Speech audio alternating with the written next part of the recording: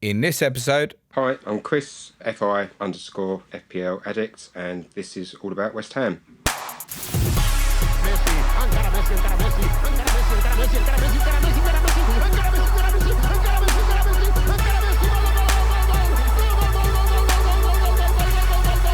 The Fantasy Football Show. Hello listeners, welcome back to the 30 in 30 with Planet #FPL. My name is Suj. Oh, mouthful. My name's still James. Oh yeah, I shouldn't have cut to James just when he took a swig of water, but that's how we do. This is episode 4 of our 30 in 30 podcasts released in 30 days with correspondence, with a bit of me and James, just to keep you entertained throughout the month of June before FPL reopens. Today we have none other than my Pesano, Gumbaro, West Ham compadre, our West Ham correspondent, Chris, at FI_FPL addict123 on Twitter. How are you, Chris? I'm good. Excellent. Thanks for having us on. No, thanks for joining us. Obviously, it's down season for a lot of people in FPL, but we're still talking all things football. And just so people know, obviously, we're pre-recording before this goes out. So the Europa League final hasn't happened. Champions League final hasn't quite yet happened, although we'll be hearing a little bit about it probably from James in our plug holes, because it's still quite exciting for him to be going out to Madrid in a couple of days. I've got 2 West Ham people on the podcast. Yeah, to rub it into. Remind me, Chris, did you watch that game at the new White Hart Lane when Antonio did the dance and scored the goal? I did see. Yeah, I did see that. I didn't actually go to the game, but I managed to. Can't remember the score. What was the score that day? It was. I don't know. It was the first goal they conceded. I know that. Yeah. And it's their first loss. 1-0, I seem to remember. Something like that. Well, let's get it out while we can. So you two clowns didn't manage to get tickets in the away end. But I wouldn't have gone. I went twice to Westfield Shopping Centre this year and won both times. So. Nice, enjoyable. I did say on my tweet the other day, we don't often get to lord it over Spurs, so I'm going to make hay while the sun shines. Do you want to make a comment of what I tagged and tweeted out after that? When? After my comment? Yeah. It's something to do with your Champions League tickets, or you're going to Madrid in 5 days or something. So before this descends into a slanging match between West Ham and Spurs. It will. We'll try and avoid. We ain't got long, and people don't want to just hear that. James and I were talking off air, and I know he mentioned it to you because I picked up the other day as well. You changed your Twitter handle to include FI in there now. Are you? Yes. So is that? We're assuming obviously that's all to do with the Football Index kind of platform that's emerged now as well. So you quite an active FI? Would you call it a player, investor? Gambler? I suppose it'd be called. I suppose they like to be called investors, I think, or traders. Yeah, traders. That's it. Wheeler and dealers. Not locked down the market. It was the like pound a pound, that kind of thing. Sure. But, 6 for £5. But no, I mean I've been doing it since sort of start just as the season started in August. So I'd seen it a year ago really, but I thought, it sounds a bit complicated, wasn't for me, and that kind of thing. And then started doing it and got the bug. Really, it is enjoyable. It does. I suppose it expands your knowledge of or your awareness. I don't know about knowledge, but awareness of football, because it covers all the major leagues throughout Europe or throughout the world. Yeah, all the 5 major. So you've got the Premier League, Spain, the Liga, the Bundesliga, France League 1, and Serie A. I'm assuming. Serie A. Yeah. So you have all those leagues. So it's been going about 3 years. But I think this year it's really kind of really taken off. I've seen it advertised so much more recently. This season is the one that I feel like they're really pushing heavily. They haven't sponsored us yet, James, but if we talk about it enough in this episode, you never know. What is it? Yeah. Football Index, what is it? So what it is you basically they market it as a football stock market. So what you effectively do is you buy and sell players, their price, and that price fluctuates like any market. Based on the demand of the people buying and selling. Now they're clever really, because they've got it as it's a gambling product, so they're careful in some of the terminology and the wording that they use, but it is more linked to an investment type of thing where you get dividends for certain events based on the performance or based on if players are in the media. Now, the way they get round the the betting and investing side of it is that it's your player is effectively owned for 3 years. If you left it and didn't do anything, then it would expire. But you can sell and rebuy. And to be honest with you, they say most people sell well before that anyway, because there's a churn of things, and football's always changing and things aren't static. So you have that sort of different ways of gaining. Really, you've got the way of actually gaining because the player's price has gone up, or you've got the regular kind of trickle of money coming through from if they're the I think it's if they're in they the have their own if they're in the scoring news and stuff like that, right? If they're in the media. Yeah, it's in the and that news, kind of but thing. they have like on the games themselves, they have like a scoring matrix, and then they have like another way of winning, which is I what they feel call like in-play. obviously the point scoring is very from the matches is very similar to they use the Opta data, right? Yeah, and they I feel do. like I've not dabbled in FI. I can't really comment, but the Opta data pisses us off so much with BPS in normal FPL. I feel like it'd irritate me even more if I had money riding on it through Football Index to rely on a BPS style system. You get the same things. People moan about the scoring system because it does this, it doesn't do that kind of thing. It is a different scoring system to FPL. So when I first started doing that, that's something I kind of learned Chris, quickly. if I can jump in with an example. So essentially you buy or sell a player. Would that be fair? Yeah. Yeah. So if I wanted to buy Mark Noble, for example, roughly what would his value be? What would his price be, do you say? Yeah. Is it about £1.20 or something like that? No, off the top of my head, I'd say it'd probably be around about 20p. So you can buy as many shares in him as you want. So if you wanted to spend, You so can, if you wanted to buy £5 worth of Mark Noble, you'd get 25 shares or whatever. So it's not like you can't just buy you buy you can spend 20 quid on Mark Noble if you wanted to. Is it weighted in terms of the price? Are there factors involved like players' age? So for example, if I wanted to invest on a serious in say a West Ham player, would I be better off investing in someone like say Declan Rice, whose market value would potentially increase as well? I mean, yeah, age-wise, there's a bias towards younger players purely because there's the perception they can go on and do more. They've got a longer career. If they get injured, then I suppose it's sentiment led in a lot of it, because if there is an over sort of negative thing on it. If players are older. So obviously Noble being 32, there'd be less demand. People are going to be less willing to take a risk. It's all about, I suppose, people taking risk. But then you take the mick out of Noble being 20p. But then if he scored, I don't know, 2 penalties in a month, then that you could get sort of 20% of that back in that month. Fair play. What I also find interesting with Football Index is their marketing, right? So I've heard their radio adverts on the TV or whatever, and it's like, try it for free, and if you're not happy, you'll get your money back if you invest 500 quid to start up with. I'm like, if I want to try it for free, I'm not going to try it with £500. Let me try it with like 20 quid or 50 quid. That'd be too much for you. But their radio adverts always say you've got to invest £500.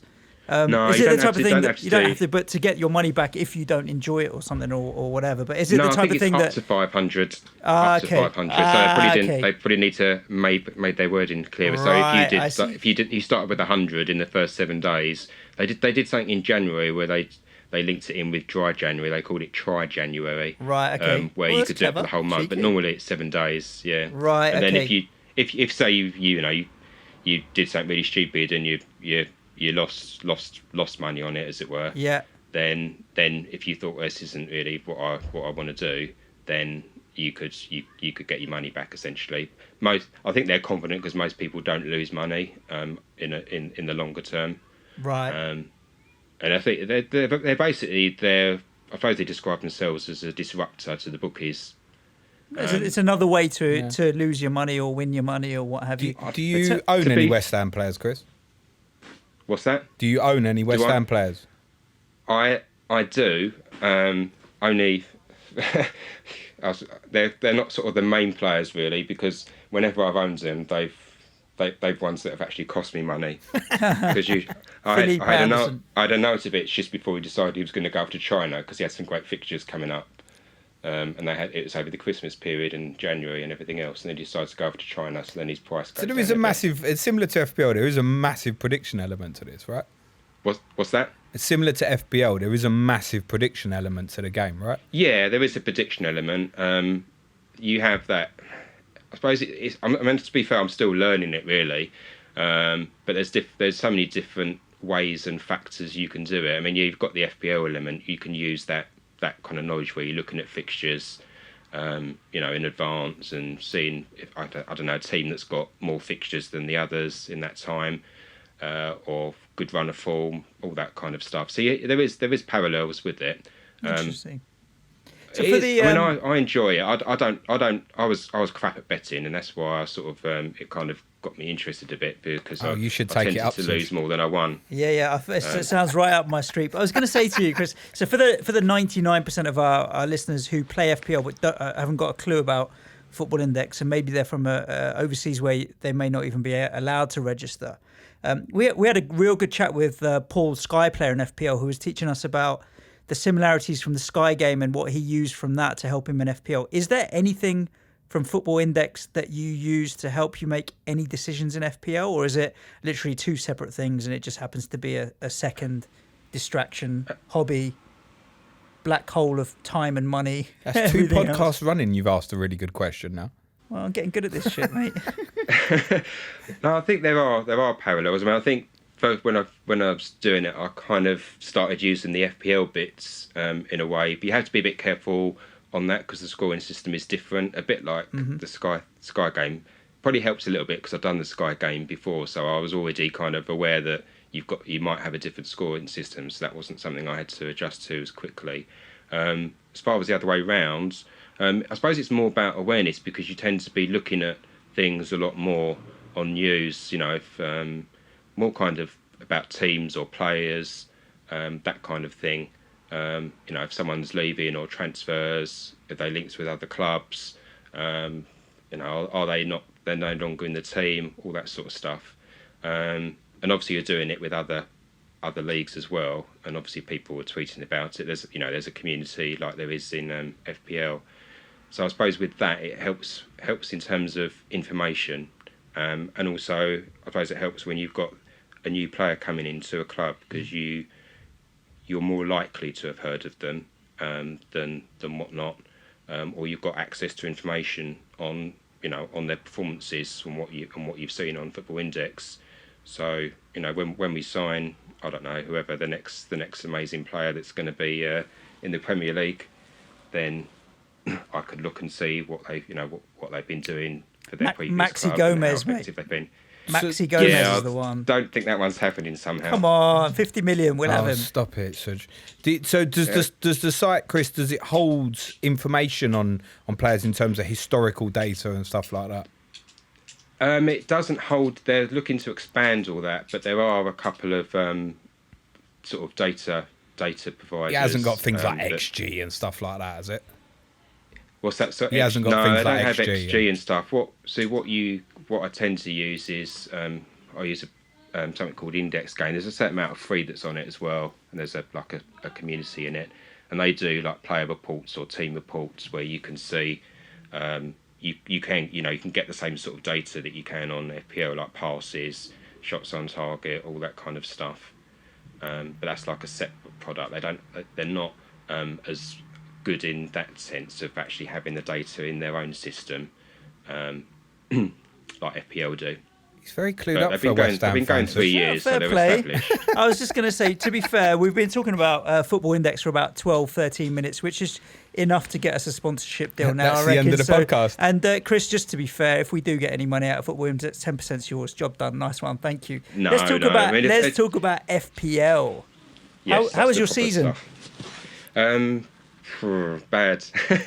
It started off. Suj levels are bad, or James levels are bad. Wasn't far off, but yeah, I think I ended up 290,000, which was far off. You're about 500,000 places above me, mate. So yeah, 200 and something thousand is not bad in this season, which was a real tough season.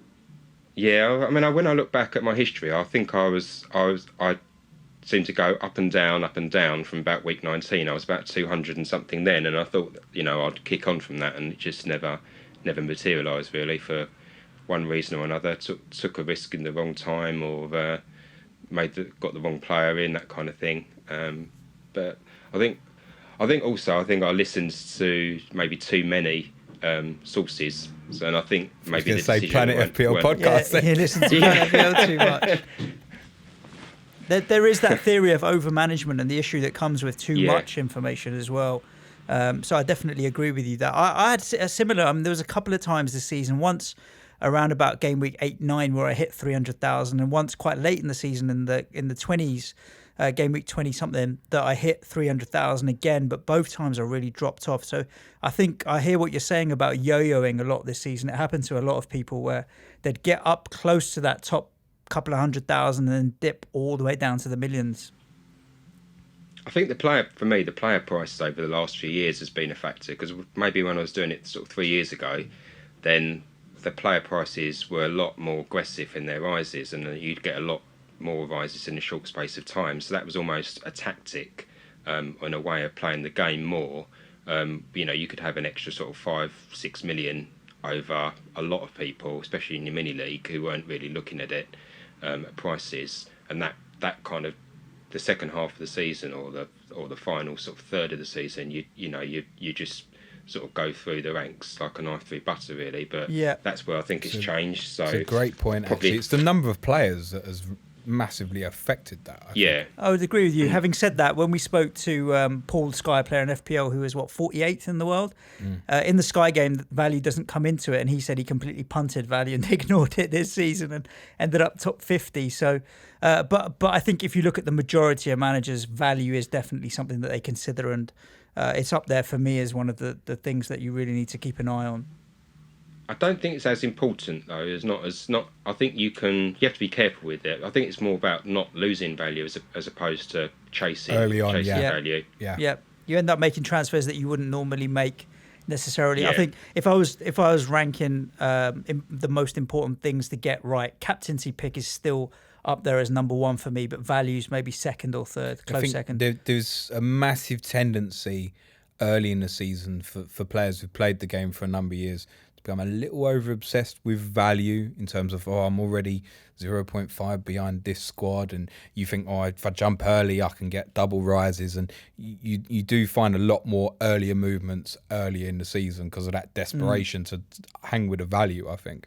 Yeah, and net when you look at the end of the season, like so many players go down in value. I was listening to a show a while ago, and they made a very interesting point. Like normally, a value of a player goes down when he's sold, but if there's certain players like players that have relatively low ownership, but from the big six clubs, like less than 2%, perhaps their value should go down as well, just by virtue of the fact that no one owns them, to make them more attractive, to then bring them back into the game. Because you look at an Ozil, for example, his ownership was low throughout the season.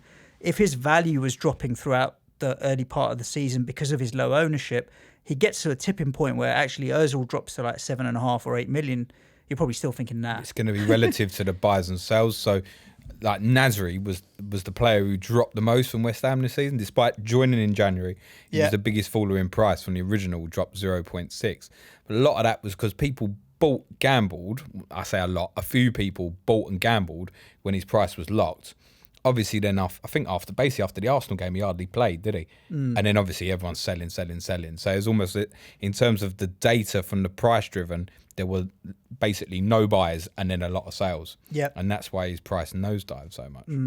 A lot of the listeners, I mean, being that you're a West Ham fan, and I'm a West Ham fan. West Ham and Spurs do get a disproportionate amount of airtime on our show anyway. But our listeners would be interested in your take on West Ham from an FPL point of view and in general for the season. I would rank us as probably up there with Leicester and Everton as the biggest FPL trolls of the season, blowing hot and cold All of the clubs in and around that seventh really spot. thought you were going to say as the most likely to push for the top 6. No, and cue laughter from No, everywhere. mate. I'm a realist. I'm a realist, and I'm also. I wouldn't say I'm a typical West Ham fan in the sense that I don't hate the other clubs like Spurs as much, and I just don't get as irritated by bad stuff. I've been there, been relegated, been promoted, been to the playoffs, all the rest of that stuff. Not just not that up or down. It's never as good as they say, and it's never as bad as they say. But go on, Chris. For the listeners who don't know, Chris was obviously at the live show, right? He certainly was. Chris kind of nailed it there when we asked him in terms of, I asked him what's next level. Correct. And it was kind of consistency, right? We spoke about changing mentality in a football club. We've spoken about it so many times. But a little bit like when we spoke to Bradley from Wolves earlier, he's like that group of U2 and sort of Leicester, Everton, these are good sides, man. It's not easy to then break away from that. And then what's the challenge? To push for the top 6 is another level again. I would agree with you. I think it gets harder. That's the thing, though, because now you've got Aston Villa have come up, who've got money to spend. You've got Newcastle supposedly getting taken over, by one of the Abu Dhabi Saudi. Sheikhs. Yeah. Yeah. So that's another 2 clubs there which are competing for that that top half, pushing into the top 8 into Europe, and the space where West Ham are trying to get to. Yeah. So there's a lot of competition. I mean, Definitely. I think I think finishing the top half was important because it tends to just stop a lot of moaning and overdone criticism. If we'd finished 11th, then everyone would be saying it's a complete failure and sack the board and all this kind of stuff. And it was the league position was disappointing, but then when you look at the actual the facts of what we did, we scored more goals, we conceded less goals, we got more points than the previous season. So overall, we improved. We didn't actually win any more. I don't think we won any more games. I think we just I can't remember what the actual stats did. I did actually look at it roughly, but we lost. Yeah. We lost less. I think what we made up, we turned some of those losses into draws. And the weird thing was we let in less goals, but we had less clean sheets than last season. We had 10 in the season before this one that's just finished, and only 7 in this one. So but I think Fabianski was absolutely amazing. Player of the season without a doubt for us. I found it an interesting. Glad you mentioned that about the 7 clean sheets. I looked into that to see if there was anything in it. Do you know that the other West Ham player other than Fabianski appeared in all of those 7 games? Defensively. Going to test you both now. I couldn't tell you. Diop played in all of those clean sheets. It wouldn't have surprised me if it was any one of Balbuena or Diop. But Diop is a class player. There's no doubt about that. But the West Ham have been just such a hit and miss all season in terms of who to own and who not to own. Looking at Everton's form at the back end of the season, Leicester under Rodgers, I don't think any of the promoted sides are going to be a pushover. So it's going to be a relegation battle at the start of the season to think about again. I think I really think Brighton, Burnley are going to be having an eye looking over their shoulder. Then maybe one of the promoted clubs, possibly Sheffield United. Are you saying you think you might be a part of that? I just think that the strength and depth in the league is huge. You've got Southampton, who made a real revival under Hassan Hutel. Definitely. Newcastle, if they spend some money, and then you're into the West Hams and Leicester, and Watford and the Grazia are no joke. Wolves will strengthen, and now they've got the European attraction. Yeah, I think we have to go into next season knowing that the strength and depth of the Premier League goes all the way down to 16, 17, 18, and we could finish as high as 8th, and we could finish as low as 20th, 19th. I'd like to. It'd be competitive, but I think a lot's going to depend on the fixtures and how we start the first sort of 4 or 5 games. Really, obviously with if we do the same as last season, what was it? 4 defeats in a row? You're not going to be in trouble next season, honestly. You heard it here first. Famous last words. I've heard. I hope you are. I hope you get fucked.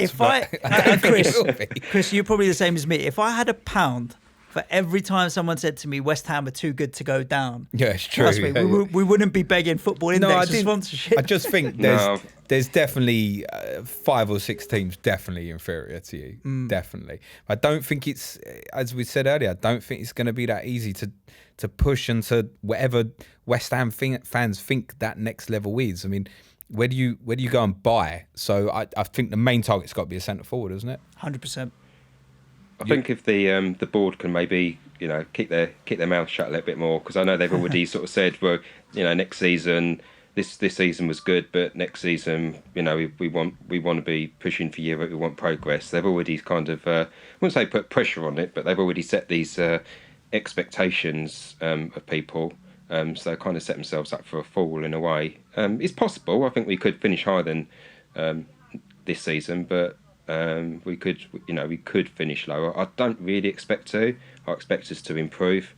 I think we're going to make some signings. But it will be how tough. Good they'll be.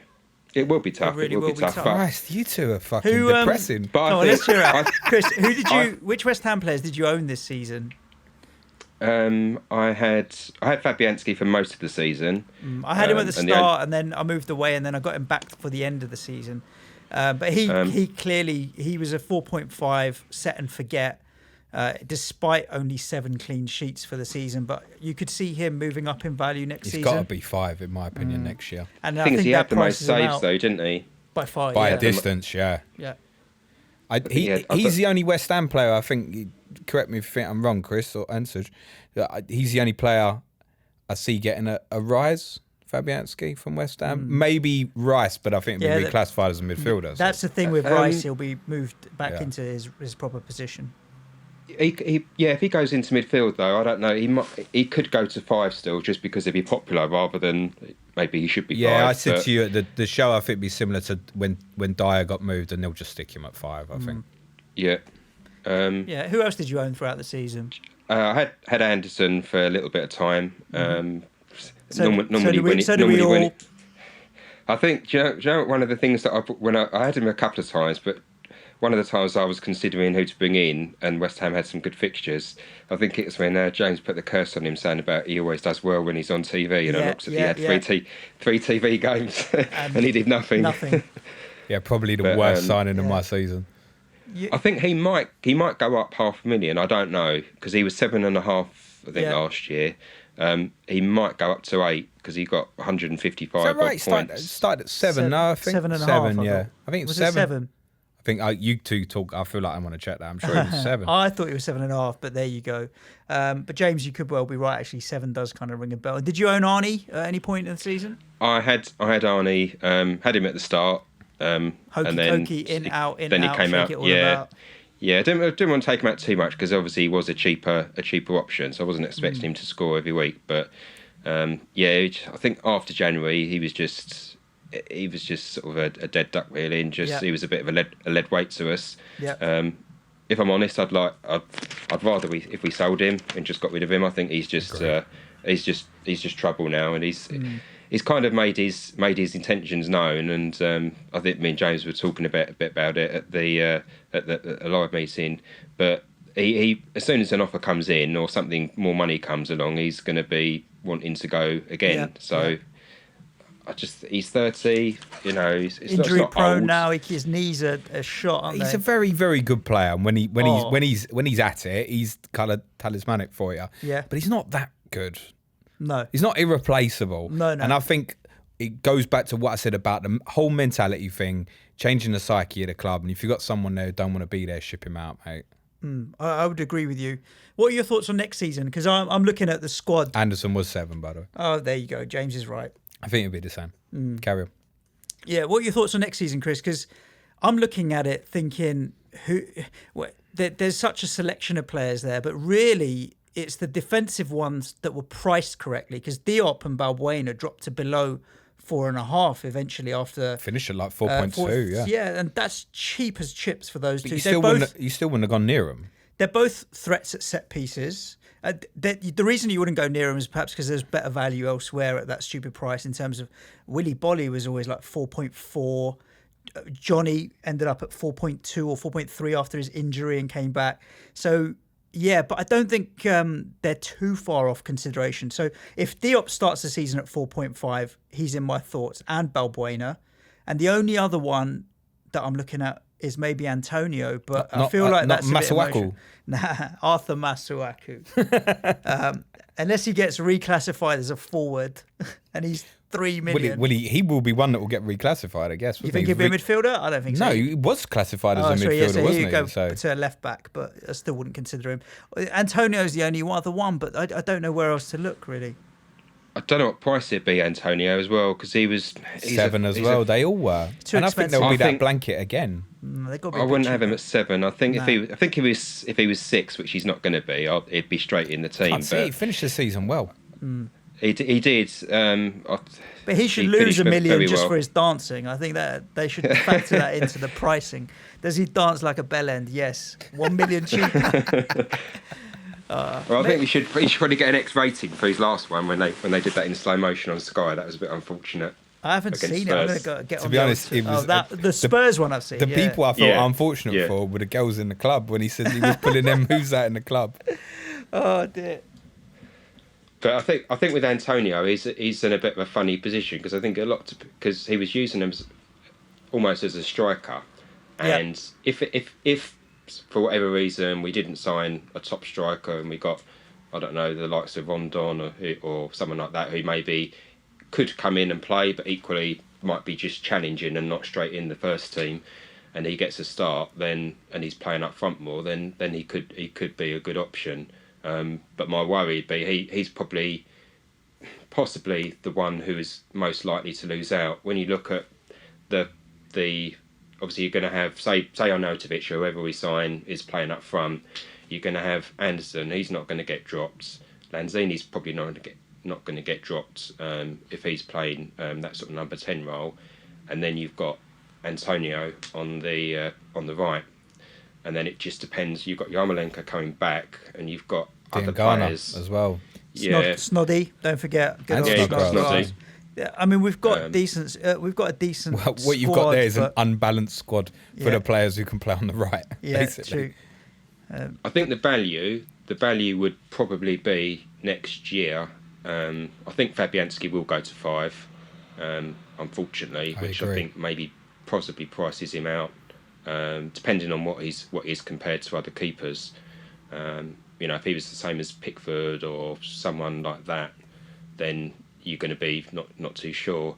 But the actual defence, I don't know, they probably won't go up at all. I don't think. I think No, they'll still can't be the see it. same. And I think you're right, Suj. I wouldn't consider the fullbacks because there's too much rotation between Masuaku and Cresswell, Zabaleta and Frederick. So you go Balbuena. I would go Diop.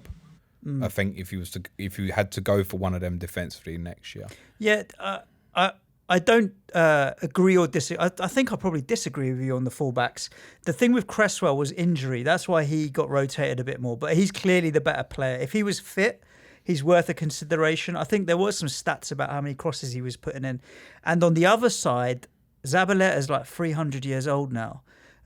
Ryan Fredericks is rapid. That's his... It's crapid. Rapid. But that's a new invention of... He's crap, but he's He's fast. basically fast but shit. Defensively, he can be a little suspect. His pace gets him out of trouble quite often, but going forward, he is quick. If he's playing week in, week out, and he's cheap again, 4.5, watch this space really to see if he's playing consistently and see what happens in the first 3 or 4 games. Definitely not maybe players I'd start the season with, but I'd have half an eye on. Chris, Yeah, I think the go on. safe options. Sorry, James, No, I think go ahead, safe options would, if you were looking at defence, would be Diop or Balbuena. I would have said on the start of last year, Balbuena was probably the bigger threat. But I think later on in the season, I think it was more Diop. Diop seemed to get his confidence. He got good at bringing the ball out, where Diop would be good from set pieces, but then I don't think he gets a lot of passes, but he doesn't really go forward with the ball where Diop was. No, I still remember Diop getting that nosebleed when he made that breakthrough against Spurs, and we were just all you could do was laugh at that point. You would think that you didn't play 38 games in a season. You just played the one. No, I remember beating Arsenal and Manchester United as well, and Spurs. Oh, so there were other games. Oh, yeah. You only turn up in them big ones No. anyway, didn't you? Chris, before we let you go, settle an argument for me and Suj, please. Jack Wilshere. Why is it an argument? God, He's garbage. I can't stand him. I don't even Why? know. Well, he keep talking about potential. It's the same as when you see on Twitter about Lingard. Lingard being a youth Still a teenager, player. isn't he? He's 25, 26 now, and if he didn't get injured, it'd be good. But then, be the same with Andy Carroll. If he didn't get injured, he'd score 20 goals a season. But it's never going to happen, is it? Yeah, I mean, if we get into that, I mean, Dean Ashton would have been our greatest player ever. Which shit player from Arsenal would you most like to buy this summer? Most like to buy. That's a great one. I think that's a good question, no? Well, we got the choice of them all because they're all shit. Is it any Arsenal player or just the shit ones? Take out the front two, obviously. You can't have either of them. They're all right. The thing is now, Arsenal must have come because they're not that. There's no one that I think I really want that player. Yeah, I do worry that we get well.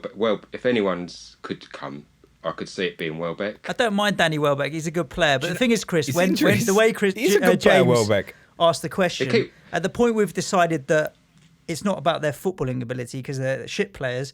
It's like, what's the decision-making criteria for which Gooner I want? I'm thinking hairstyle, because then it'd definitely be Guendouzi. Yeah, I don't know what's my decision-making criteria. It needs to be someone that's on a scrap heap, doesn't it? So you're talking about like the Jenkinsons, Mustafis, Welbecks, all them that are out the door. Nah. I think Welbeck would be probably the best signing because it'd keep Jack Wilshere company on the treatment table. Yeah, that's right. It's good for morale. I'll take Danny Welbeck if we can get a swap deal with Andy Carroll. That's what I'd do. Listen, Newcastle got millions now. Andy Carroll's going back up there. Oh, fair play. Swap deal with solid. Well, Rondon's not Newcastle's player, but it is a kind of swap deal in a way that he can move to us and they can have Andy Carroll. Happy days. So, listen, Chris, we've kept you long enough, but we really wanted to thank you for your time in the articles you've written throughout the season, all of the correspondents that have been contributing to the Planet FPL website. We are recording quite early, so we'll be picking your brains closer to the start of the season when Gareth Bale gets announced as a West Ham player and is priced at £12 million in FPL. James is looking at me raising his eyebrows like it's never going to happen. It'd be 11.5. We can't afford him. It'd be 11.5. I don't know how you're affording him.